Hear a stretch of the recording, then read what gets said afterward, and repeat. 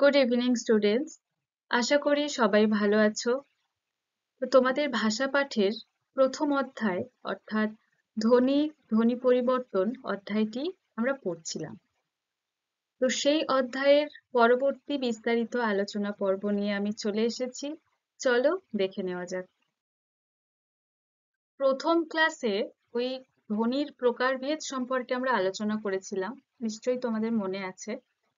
তো ধ্বনির দুটি ভাগ, একটা হলো স্বরধ্বনি, একটা হলো ব্যঞ্জনধ্বনি, তাই তো?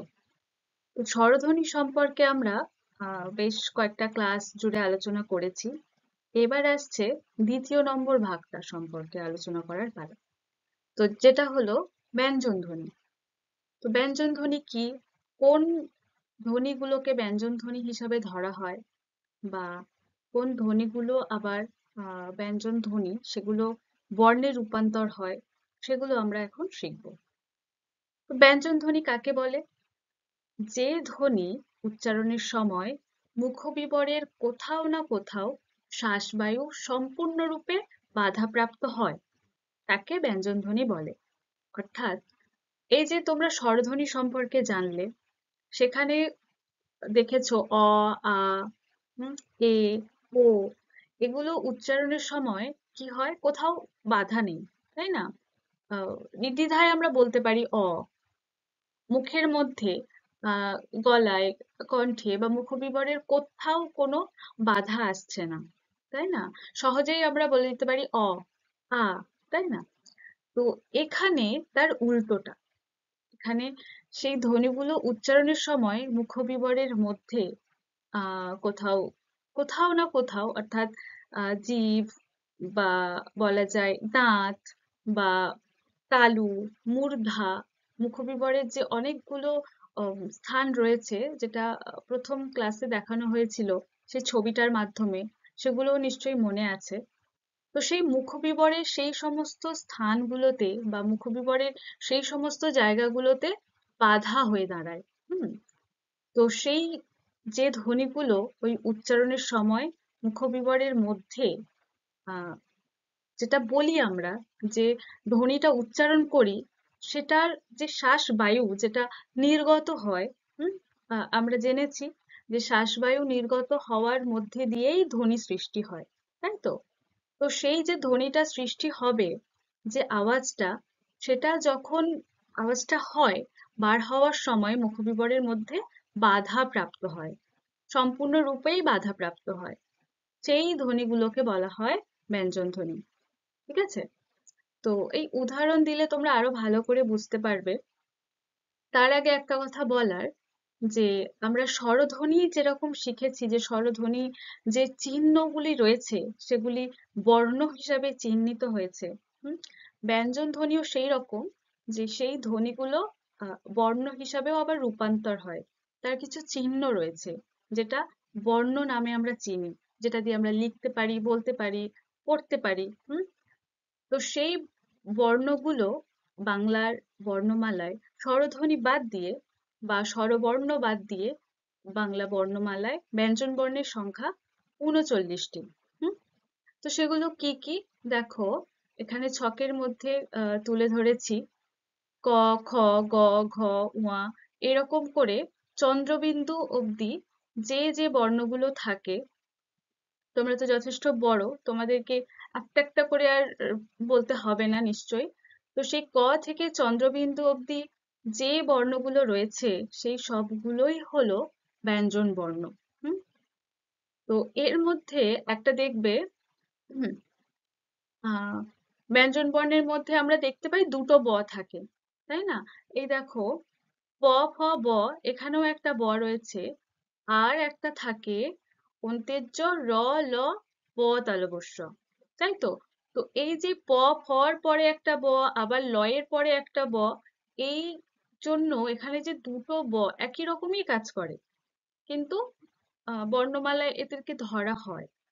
তো সেই জন্য যখন ব্যঞ্জন বর্ণের সংখ্যা গোনা হয়, তখন একটা ব কে বাদ দেওয়া হয়, হুম দিয়ে একটা বয় ধরা হয়। তাছাড়াও দেখো, এই যে শেষের কয়েকটা ছোট ছোট রয়েছে, যে খণ্ডত্ব, অনস্বর, বিসর্গ, চন্দ্রবিন্দু এগুলোর মধ্যেও দুটোকে না ধরলেই নয়। হুম। এই যে চন্দ্রবিন্দু, দেখো চন্দ্রবিন্দু সম্পর্কে আগের ক্লাসে বলেছি যে অনুনাসিক স্বর। হুম। তো চন্দ্রবিন্দুটাকে অনুনাসিক স্বর হিসাবে ধরা হয়। হ্যাঁ, এটাকে প্রকৃতপক্ষে ব্যঞ্জন বর্ণ বলা যায় না বা কোনো একটা চিহ্নিত বর্ণ হিসাবে ধরাই হয় না। এটা একটা অনুনাসিক স্বর। আর খণ্ডত্ব, এটা তো ত এর একটা প্রকারভেদ মাত্র। হুম। তো যাই হোক, তো ব্যঞ্জন বর্ণ হিসাবে আমরা ৩৯টা বর্ণ আমরা জানি। ঠিক আছে। এবার এই ব্যঞ্জন ধ্বনি এগুলোরও অনেক রকম প্রকারভেদ আছে।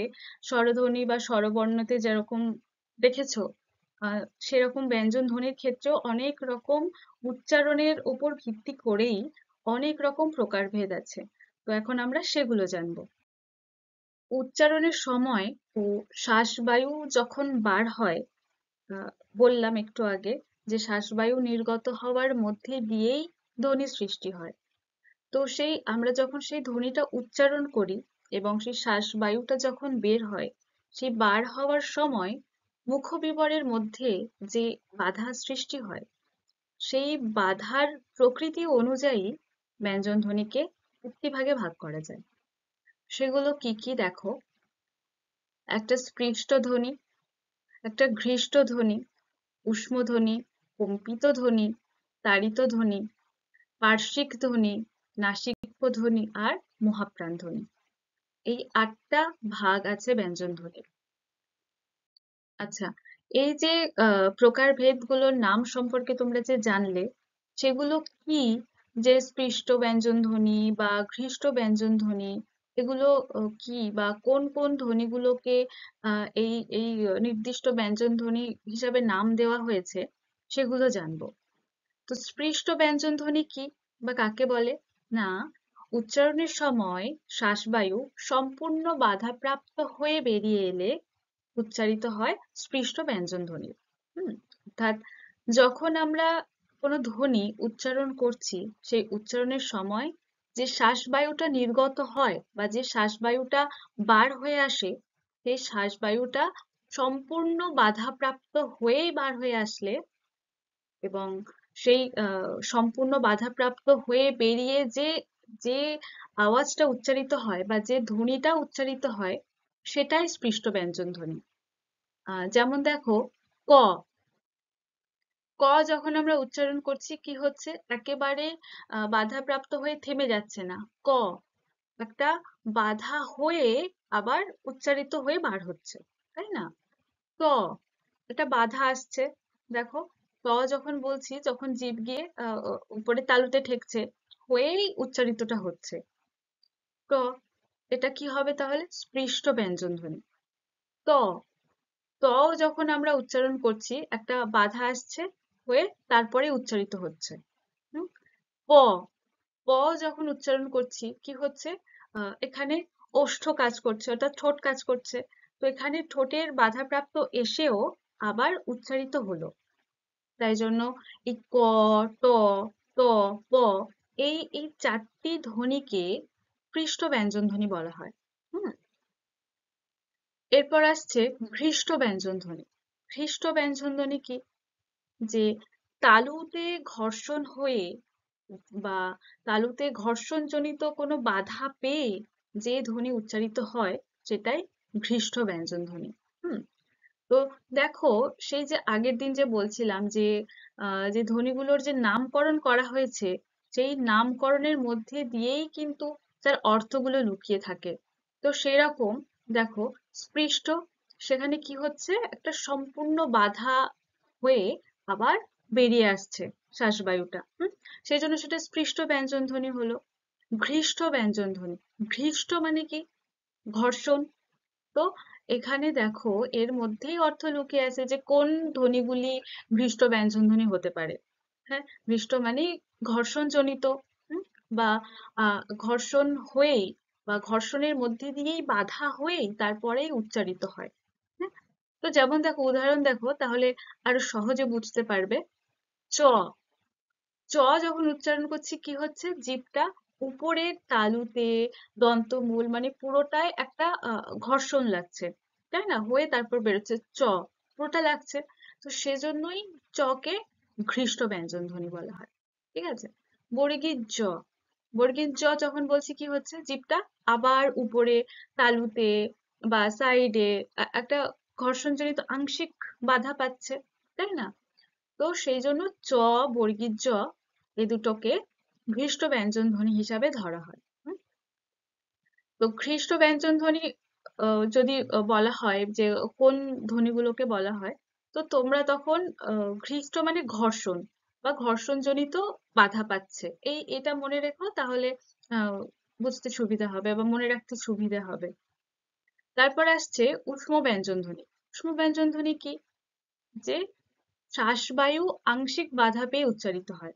ঠিক আছে? এখানে যেরকম সম্পূর্ণ বাধা পাচ্ছে, যে ক, ট একটা একটা সম্পূর্ণরূপে বাধা পাচ্ছে, এখানে সেরকম কি হচ্ছে, শ্বাসবায়ুটা আংশিক বাধা পাচ্ছে, যে অল্প বাধা পেয়ে উচ্চারিত হচ্ছে। হুম? এগুলোকেই বলা হয় উষ্ম ব্যঞ্জন ধ্বনি। এই উষ্ম ব্যঞ্জন ধ্বনি কোনগুলি বা কোন ধ্বনিগুলিকে উষ্ম ব্যঞ্জন ধ্বনি বলা হয়? না, যেমন হ, তালব্য শ, দন্তের স, অন্ত্যের স্থ, এগুলো যখন আমরা উচ্চারণ করছি, ওই ক, ট, ত এগুলোর মতো কি খুব বাধা পাচ্ছে? না। বা চ, বর্গীর জর মতো এরকম ঘর্ষণজনিত বাধা পাচ্ছে? না। এখানে কি হচ্ছে, শ্বাসবায়ুটা হালকা বাধা পেয়ে তারপর উচ্চারিত হচ্ছে, তাই তো? সেই জন্য এখানে উষ্ম বলা হচ্ছে। ঠিক আছে? উষ্ম মানে হালকা বাধা পাবে, এরকমটা মনে রেখো, তাহলে মনে থাকবে।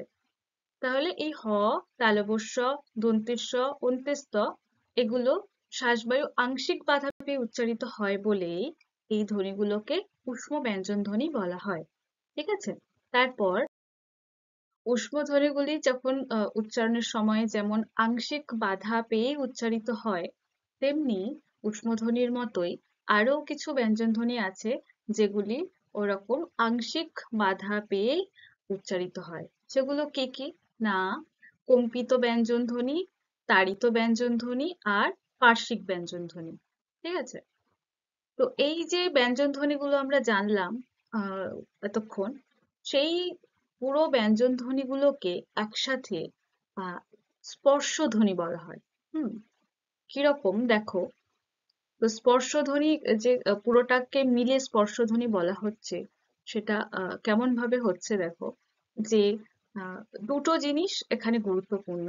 যে এই যে আমরা স্পৃষ্ট, ঘৃষ্ট এগুলো দেখলাম, তো এগুলো কি হচ্ছে না, যখন আমরা উচ্চারণ করছি বা শ্বাসবায়ু যখন নির্গত হচ্ছে, বার হচ্ছে, সেই শ্বাসবায়ু বার হওয়ার সময় মুখবিবরে যখন পৌঁছায়, তখন জিভ মুখের ভিতরে বিভিন্ন অংশকে স্পর্শ করেই তবেই উচ্চারিত হচ্ছে সেই ধ্বনিগুলি, তাই না?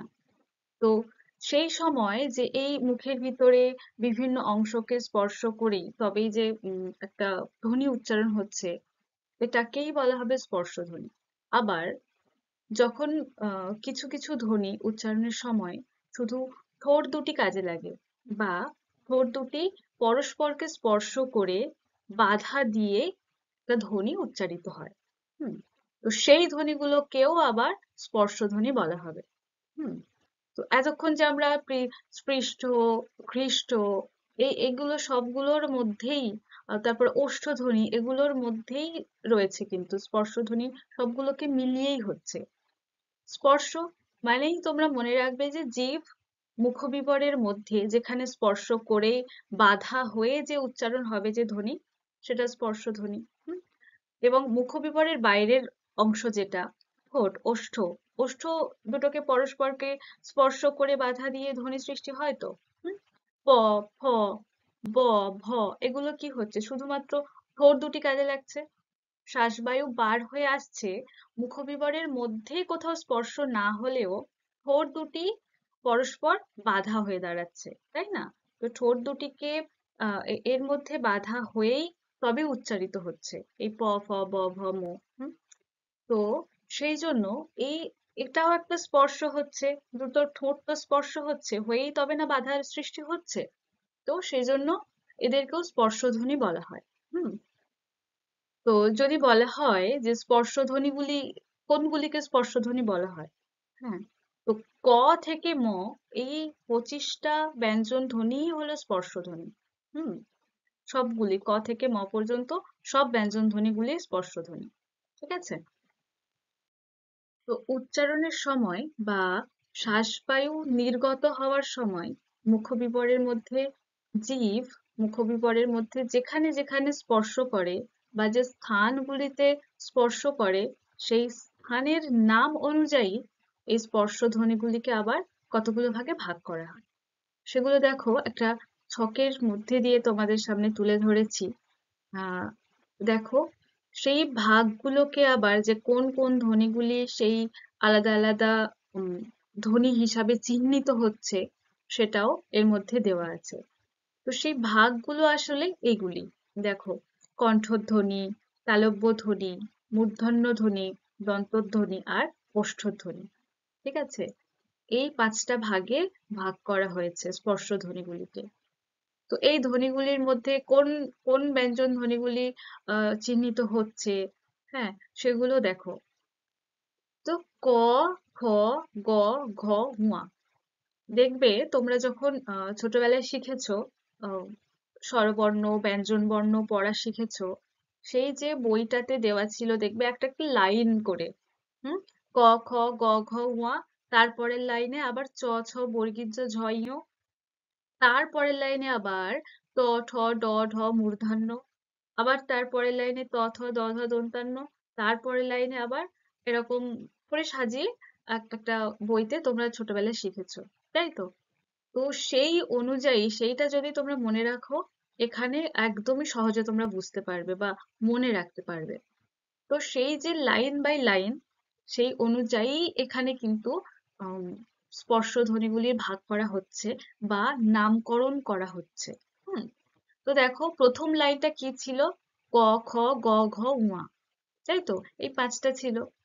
তো এই ক, খ, গ, ঘ, ঙ যখন এই এই ব্যঞ্জন ধ্বনিগুলি কি হয় উচ্চারণের সময় জিভের পশ্চাৎভাগ কণ্ঠে স্পর্শ করে। দেখো তোমরা নিজেরাই চেষ্টা করে দেখো। ক, খ, গ, ঘ, ঙ, কি হচ্ছে? জিভটা পেছনের দিকে চলে যাচ্ছে, পশ্চাৎভাগে চলে যাচ্ছে, আর সেই পশ্চাৎভাগটা কণ্ঠে স্পর্শ করছে, তাই না? উপরের যে নরম তালু সেখানে হালকা স্পর্শ করছে। হ্যাঁ, সেই জন্য যেহেতু এই ক, খ, গ, ঘ, ঙ এই 5টা ব্যঞ্জন ধ্বনি উচ্চারণের সময় জিভের পশ্চাৎভাগ কণ্ঠে স্পর্শ করছে, সেই জন্য এই 5টি ব্যঞ্জন ধ্বনিকে কণ্ঠধ্বনি হিসাবে বলা হয় বা সেই অনুযায়ী এই ব্যঞ্জন ধ্বনিগুলির কণ্ঠধ্বনির নামে নামকরণ করা হয়েছে। হুম, এবং এই যে লাইন বাই লাইন যে রয়েছে 5টা 5টা করে, তোমরা যেমন সেই ছোটবেলায় শিখেছিলে যে ক, খ, গ, ঘ, ঙ, পরের লাইনে আবার চ, ছ বর্গীয় জ, ঝ, ঞ, তারপরের লাইনে আবার তার 5টা 5টা করে যেরকম লাইন বাই লাইন শিখেছিলে, এই এক একটা লাইনকে বর্গ বলা হয়। হুম, এবং সেই বর্গ আসলে 5টা, হ্যাঁ, এবং সেই বর্গের আবার আলাদা আলাদা নামকরণ হয়েছে। সেগুলো আবার এই প্রথম বর্ণ অনুযায়ী, যে লাইনের প্রথম বর্ণ অনুযায়ী সেই বর্গের নামকরণ করা হয়েছে। হ্যাঁ, এটা মনে রাখবে, তাহলে সহজে মনে থাকবে। তো দেখো এই লাইনের প্রথম বর্ণ কোনটা? ক, তাই জন্য সেই বর্গটার নামকরণ হয়েছে ক বর্গ। ঠিক আছে? তো তোমাদেরকে যদি বলা হয় যে ক বর্গের মধ্যে কোন ব্যঞ্জন ধ্বনিগুলি পড়ছে, কি বলবে? ক, খ, গ, ঘ, ঙ। সেই সেই লাইনে যতগুলি ব্যঞ্জন ধ্বনি রয়েছে সবগুলি হবে ক বর্গ। এবং সেগুলি হবে কণ্ঠধ্বনি। ঠিক আছে? তারপর দ্বিতীয় ভাগ কি? সেটা হলো তালব্য ধ্বনি। তালব্য ধ্বনি কোনগুলি? আবারও একটা কথা বলছি, যেটা আগের দিনও বলেছি, যে নামকরণের মধ্যে দিয়েই কিন্তু অর্থ লুকিয়ে থাকছে। ঠিক আছে? নামগুলো তোমরা দেখবে, তাহলে তোমরা বুঝতে পারবে যে কোন ধ্বনিগুলি এর মধ্যে পড়ছে বা তার সংজ্ঞা কিরকম হতে পারে, তার মধ্যে কোন বিষয় থাকতে পারে। হ্যাঁ, তো দেখো তালব্য ধ্বনি, তালব্য মানে কি বোঝাচ্ছে? তালু। তো সেই তালুর সঙ্গে স্পর্শ করেই নিশ্চয়ই এই ধ্বনিগুলির সৃষ্টি হচ্ছে। তো চলো দেখা যাক যে কোন ধ্বনিগুলি তালব্য ধ্বনি হচ্ছে।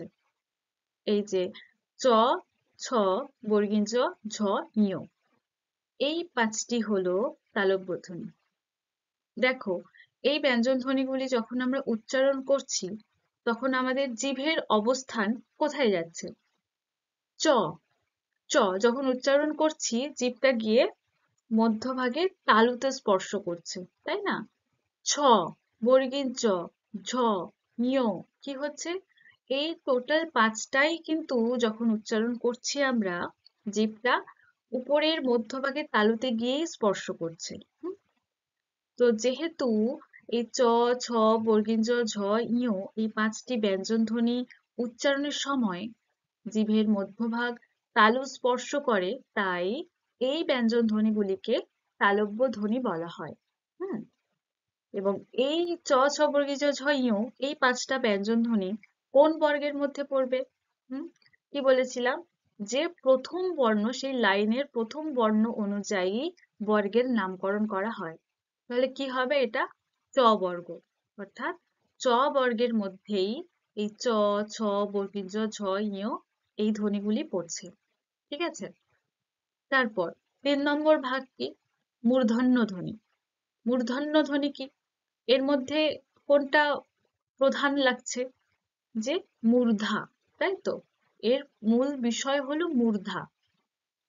তো কি হচ্ছে? সেই মূর্ধায় স্পর্শ করে কোন ধ্বনিগুলি সৃষ্টি হচ্ছে? না, ট, ঠ, ড, ঢ, মূর্ধন্য। এগুলো হচ্ছে মূর্ধা সঙ্গে স্পর্শ করেই উচ্চারিত হচ্ছে। হ্যাঁ, তো এই ট, ঠ, ড, ঢ, মূর্ধন্য এই 5টি ব্যঞ্জন ধ্বনি উচ্চারণের সময় আমাদের জিভের অগ্রভাগ উল্টে মূর্ধায় স্পর্শ করছে বলেই এই ব্যঞ্জন ধ্বনিগুলিকে মূর্ধন্য ধ্বনি বলা হয়। দেখো, ত, ত যখন উচ্চারণ করছি কি হচ্ছে? জিভের আগাটা বা অগ্রভাগটা একটু সামান্য উল্টে মূর্ধায় গিয়ে ঠেকছে, তাই না? ট, দন্তমূলের পেছনে বা দন্তমূলের পরের অংশটাই হলো মূর্ধা, আগের ক্লাসেও বলেছি। তো সেটা কি হচ্ছে? ঠোঁটের জিভের অগ্রভাগটা উল্টে মূর্ধায় স্পর্শ করছে, তাই এটা কি হবে? মূর্ধন্য ধ্বনি। খ, ড, ঢ, মূর্ধন্য পুরোটাই দেখো, সবটাই যখন উচ্চারণ করছি জিভের অগ্রভাগ উল্টে মূর্ধায় গিয়ে স্পর্শ করছে। হুম তো সেই জন্য এই ধ্বনিগুলোকে মূর্ধন্য ধ্বনি বলা হয়। হুম এবং এই ধ্বনিগুলি কোন বর্গের মধ্যে পড়ছে? না, তোমরা নিজেরাই বলতে পারবে। তো এই লাইনের প্রথম বর্ণ কোনটি? ত। তো কি বলেছিলাম যে প্রথম বর্ণের নাম অনুযায়ী বর্গের নামকরণ করা হয়। তাহলে এই এই ধ্বনিগুলি কোন বর্গের মধ্যে পড়ছে? না, ত বর্গের মধ্যে পড়ছে। ঠিক আছে? তারপর 4 নম্বর ভাগ কি? দন্তধ্বনি। দন্তধ্বনি কি? এখানে কোনটা প্রধান লাগছে? যে দন্তধ্বনির মধ্যে মূল উপজীব্য বিষয় কি? দন্ত মানে কি? দাঁত। হুম তো কি হবে? সাধারণভাবে এটাও একই রকম ভাবেই যে সেই ধ্বনিগুলো উচ্চারণের সময় দাঁত স্পর্শ করবে বা দন্তমূল, দাঁতের যে মূল সেখানে স্পর্শ করবে, হয়েই উচ্চারিত হবে। তো সেই ব্যঞ্জন ধ্বনিগুলো কি কি? না, ত, থ, দ, ধ, দন্তান্ন। দেখো, এই ব্যঞ্জন ধ্বনিগুলো যখন উচ্চারণ করছো কি হচ্ছে? ত, ত যখন উচ্চারণ করছি জিভের অগ্রভাগ কোথায় গিয়ে ঠেকছে? না, দাঁতে বা দন্তমূলে, তাই তো? দন্তমূল স্পর্শ হয়েই উচ্চারিত হচ্ছে। ত, খ, দ, ধ, দন্তান্ন এই সবগুলি উচ্চারণের সময় জিভের অগ্রভাগ দাঁতে কিংবা দন্তমূলে স্পর্শ করছে। তো যেহেতু এই ত, থ, দ, ধ, দন্তান্ন উচ্চারণের সময় জিভের অগ্রভাগ দাঁতে বা দন্তমূলে স্পর্শ করে, তাই এই ব্যঞ্জন ধ্বনিগুলিকে দন্তধ্বনি বলা হয়। ঠিক আছে? তো যদি তোমাদের বলা হয় যে দন্তধ্বনি কোনগুলি, কি বলবে? ত, থ, দ, ধ, দন্তান্ন। হুম বা দন্তধ্বনির উদাহরণ দাও, তখন এই ব্যঞ্জন ধ্বনিগুলির নাম বলবে। ঠিক আছে? আর এই ধ্বনিগুলি অর্থাৎ এই ত, থ, দ, ধ, দন্তান্ন এই ব্যঞ্জন ধ্বনিগুলি কোন বর্গের মধ্যে পড়ছে? না, এই এই লাইনটার বা এই ত থ দ ধ দন্ত্যা ন এর প্রথম বর্ণ কোনটা? ত। তো সেই অনুযায়ী এই বর্গের নামকরণ হচ্ছে। তাহলে কি হবে এটা? ত বর্গ। হুম? তো ত বর্গের মধ্যে কোন ব্যঞ্জন ধ্বনি পড়ছে? কোন কোন ব্যঞ্জন ধ্বনি পড়ছে? না, ত থ দ ধ দন্ত্যা ন। ঠিক আছে? তারপর ৫ নম্বর ভাগ হলো ওষ্ঠধ্বনি। ওষ্ঠধ্বনির এই নামের মধ্যে দিয়ে তোমরা কি বুঝতে পারছো? যে এই ধ্বনিগুলি কিরকম হতে পারে, বা মুখবিবরের মধ্যে বা মুখবিবরের বাইরে কোন অংশের সঙ্গে স্পর্শ করছে? না, ওষ্ঠ অর্থাৎ ওঁঠ, তাই তো? তো সে ওষ্ঠধ্বনি কি? না, প, ফ, ব, ভ, ম। দেখো, এগুলো যখন আমরা উচ্চারণ করছি কি হচ্ছে? মুখবিবরের মধ্যে জিভ আর কোনো কাজ করছে না, বা জিভ মুখবিবরের মধ্যে কোনো জায়গায় গিয়ে স্পর্শ করছে না। কি হচ্ছে? শ্বাসবায়ু ডিরেক্ট ঠোঁটে এসে আটকাচ্ছে, তাই না? ঠোঁটে এসে বাধাপ্রাপ্ত হচ্ছে। প, হ, ব, ভ, ম কি হচ্ছে? সবগুলি ঠোঁট দুটো পরস্পরকে স্পর্শ করেই তবে উচ্চারিত হচ্ছে। হুম? তো যেহেতু এই এই প, ফ, ব, ভ, ম এই ৫টি ব্যঞ্জন ধ্বনি উচ্চারণের সময় ঠোঁট দুটি পরস্পরকে স্পর্শ করছে, তাই এই ধ্বনিগুলিকে ওষ্ঠধ্বনি বলা হয়। এবং এই ৫টি ব্যঞ্জন ধ্বনি কোন বর্গের মধ্যে পড়ছে? না, এর প্রথম বর্ণ অনুযায়ী প, অর্থাৎ প বর্গের মধ্যে পড়ছে। ঠিক আছে? তো যদি বলা হয় যে প বর্গের মধ্যে কোন কোন ব্যঞ্জন ধ্বনিগুলিকে ধরা হয়, কি বলবে? প, ফ, ব, ভ, ম। ঠিক আছে?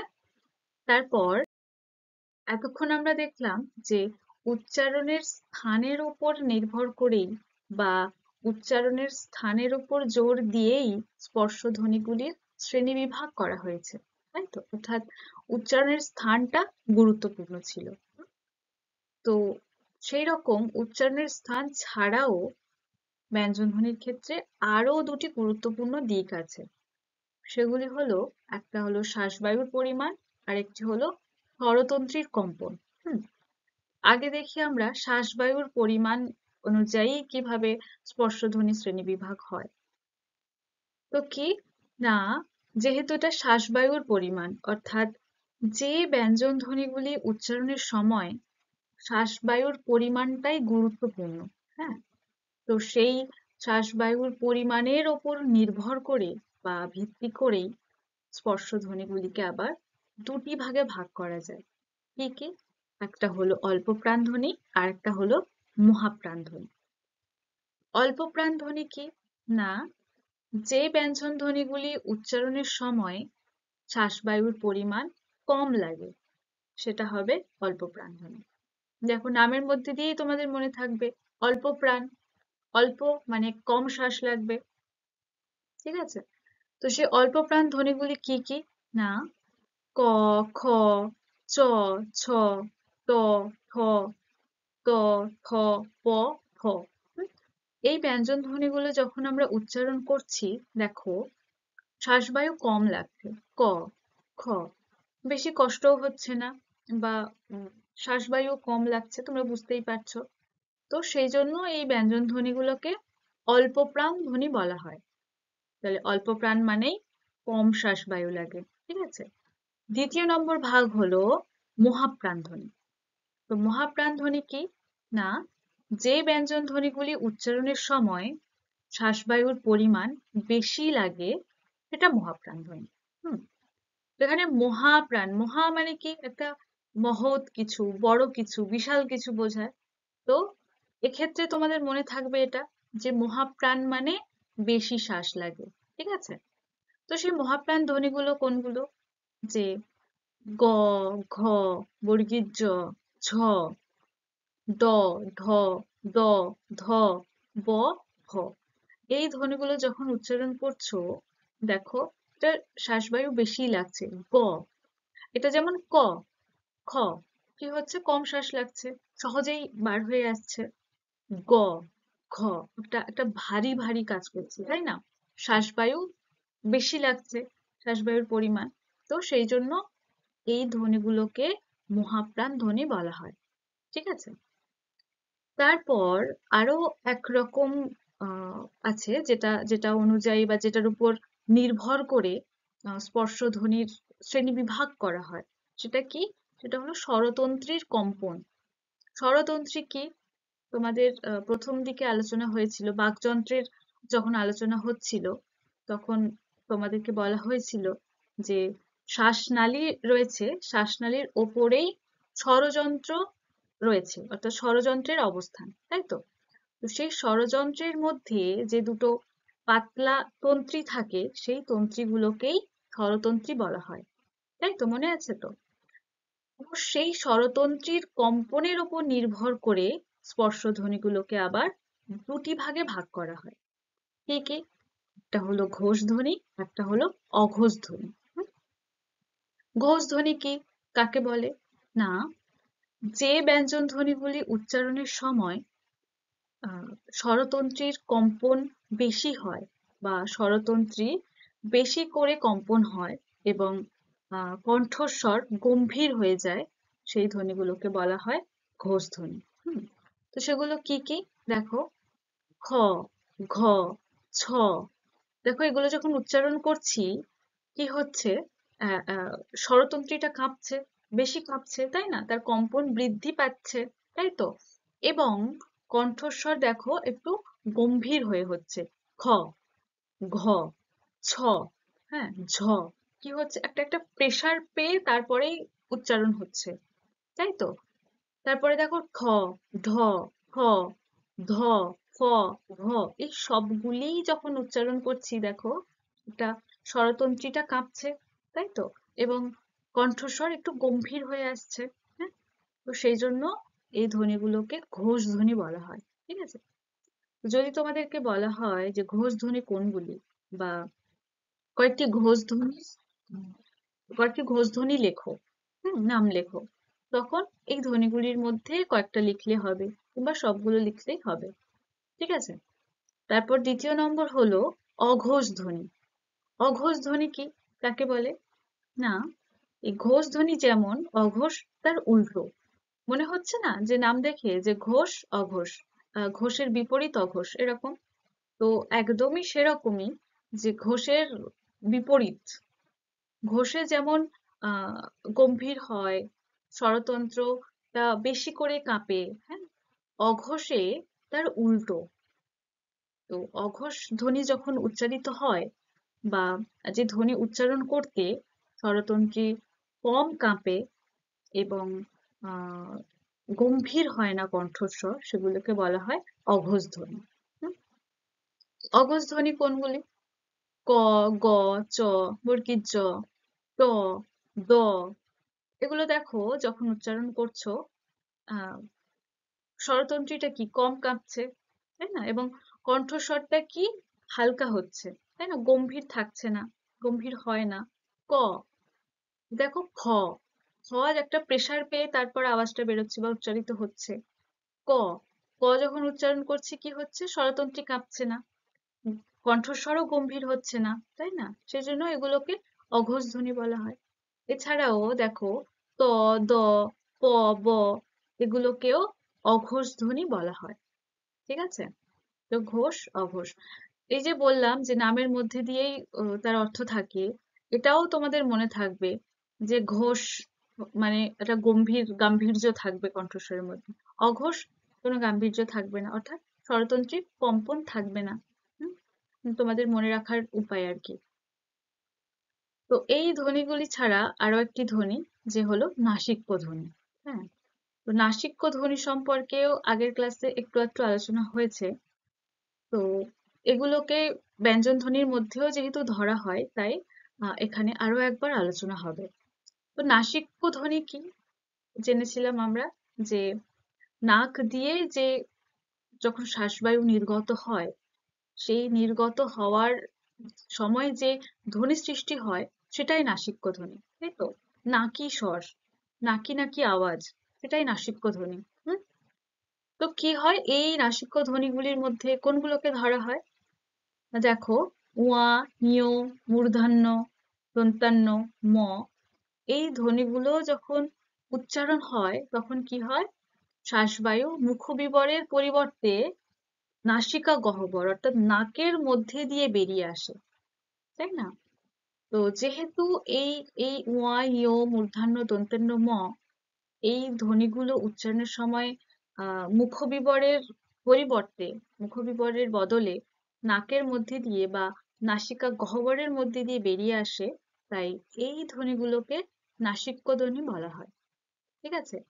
এবং কিছু কিছু নাসিক্য ধ্বনি বুঝতে আহ দেখি আমরা চন্দ্রবিন্দু ব্যবহার হয়, বর্ণের উপরে চন্দ্রবিন্দু ব্যবহার হয়। যদিও এটা নিয়ে আগে আলোচনা হয়েছে, তাই আর বেশি কিছু বলার প্রয়োজন বোধ করছি না। তারপর এই যে স্পর্শ ধ্বনিগুলো সম্পর্কে আমরা জানলাম, সেগুলো এখানে একটা ছকের মধ্যে দিয়েই তোমাদের সামনে তুলে ধরেছি। দেখো, এই ছকটা মনে রেখো, তাহলে এই যে এতগুলো আলোচনা হলো সেগুলো তোমাদের সংক্ষেপে মনে থাকবে।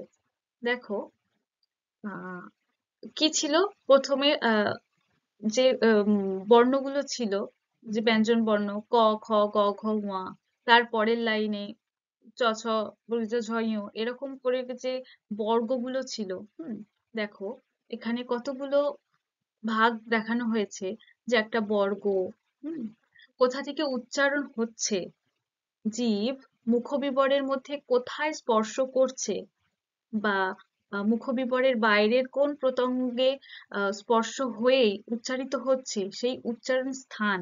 হুম এছাড়াও যে আহ ঘোষ অঘোষ ধ্বনি, অল্পপ্রাণ মহাপ্রাণ ধ্বনি, হ্যাঁ, নাসিক্য ধ্বনি, যা কিছু আমরা শিখলাম, দেখো সবগুলো এই একটা ছকের মধ্যেই ধরা দিয়েছে।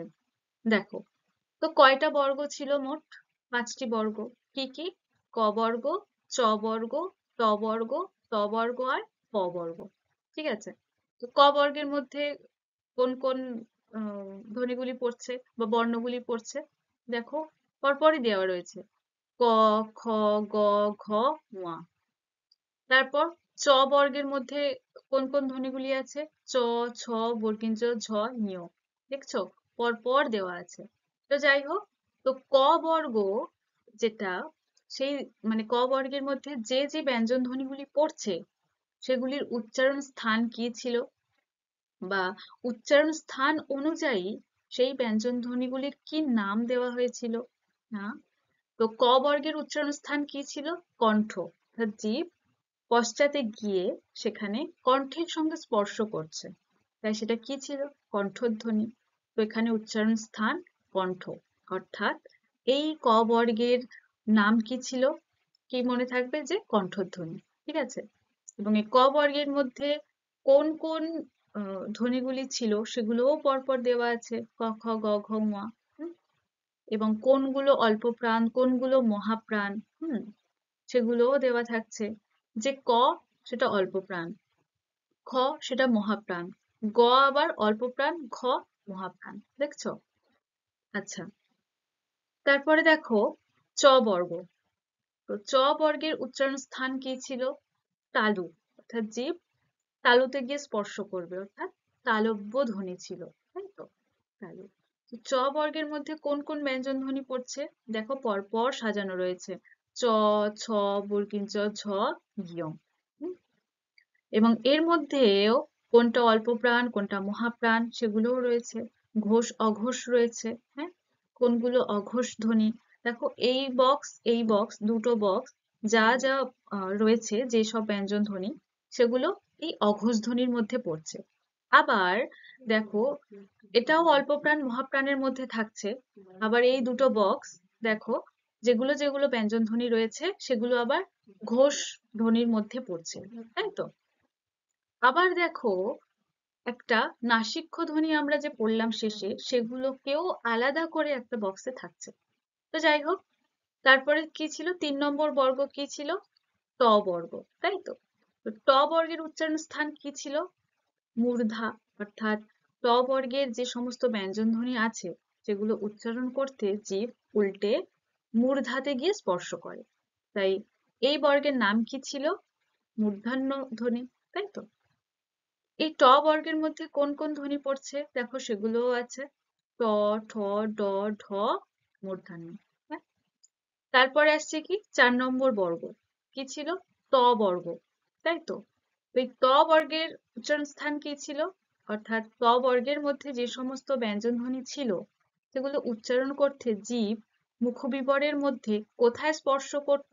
না, দন্ত বা দন্তমূল, তাই তো? সেই অনুযায়ী এখানে উচ্চারণ স্থান দেওয়া আছে দন্ত। তো এই ত বর্গের নাম কি ছিল তাহলে? দন্তধ্বনি।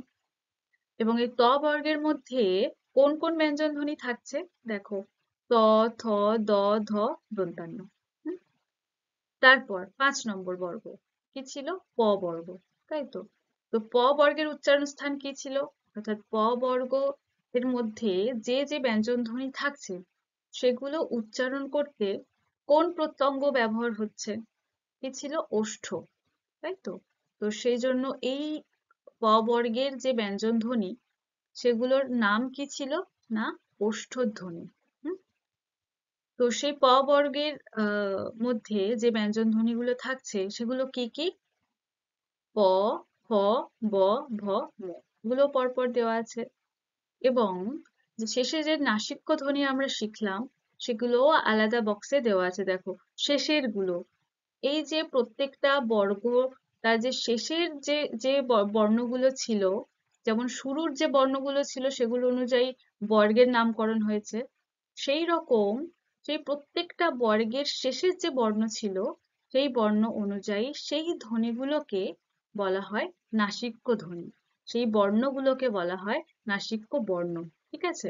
তো সেই নাসিক্য বর্ণের মধ্যে বা নাসিক্য ধ্বনি হিসাবে কোন বর্ণগুলোকে বা কোন ধ্বনিগুলোকে চিহ্নিত করা হয়? না, দেখো মা, ঞ, মূর্ধন্য, দন্তান্ন, ম। ঠিক আছে?